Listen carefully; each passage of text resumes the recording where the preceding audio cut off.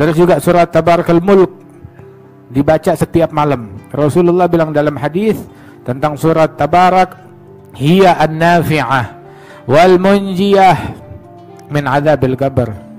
Itu surat Tabarak adalah manfaat dan penyelamat, memberikan manfaat di dalam kubur dan menyelamatkan orang dari siksa kubur. Dan Rasulullah bilang begitu berharap agar surat ini dihafal oleh setiap mukmin. Kan Syekhana Al-Habib Muhammad bin Abdullah Al-Haddar itu beliau waktu bacakan ini hadis, dia bilang kalau surat Tabarak tuh mu'nisa munjiah min adzabil qabr, bisa menyelamatkan orang dari siksa kubur. Terus beliau bilang majnun, majnun, majnun. Orang udah tahu nih hadis, tapi dia nggak baca surat Tabarak. Ini orang gila, gila, gila. Dia tahu surat Tabarak bisa nyelamatin dia dari siksa kubur, tapi dia tidur di malam hari sebelum membaca surat Tabarak. Baca surat Tabarak baru tidur.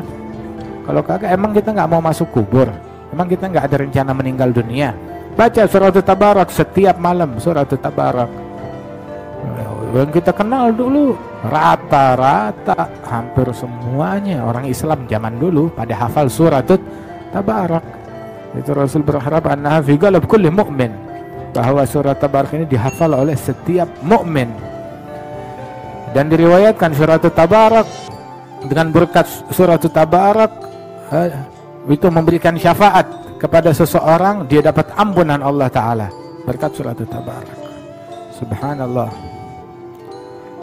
Rasulullah SAW juga tidak tidur di malam hari melainkan setelah baca Alif Lam Mim Sajdah dan Tabarakal Mulk. Tidak tidur melainkan setelah membaca Alif Lam Mim Sajdah dan Tabarakal Mulk. Di antara amalan yang diajarkan oleh guru-guru kita, dan ini yang kita saksikan selama puluhan tahun kita kenal Habib Umar, ini yang beliau baca, ini yang beliau lakukan, persis seperti amalannya Al-Habib Abdurrahman Al-Masyhur. Hadal Habib Abdurrahman Al-Masyhur 35 tahun, 40 tahun tidak tidur, melainkan selama 35 atau 40 tahun itu setiap kali salat ba'diyah Isya dia baca rakaat pertama Alif Lam Mim Sajdah, rakaat kedua Tabarakal Mulk. Ba'diyah Isya dia baca Alif Lam Mim Sajdah dan Tabarakal Mulk. Ba'diyah Isya, nah itu yang dia lakukan.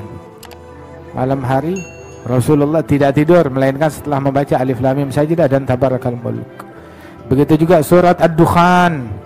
Dikatakan man qara'a surat Ad-Dukhan fi lailah asbaha maghfuran lahu. Barang siapa yang baca surat Ad-Dukhan di suatu malam, maka ketika pagi hari dia bangun tidur sudah diampunin dosa-dosanya. Baca. Ente mau gak ntar pagi bangun dalam keadaan diampunin dosa? Baca nih malam surat Ad-Dukhan.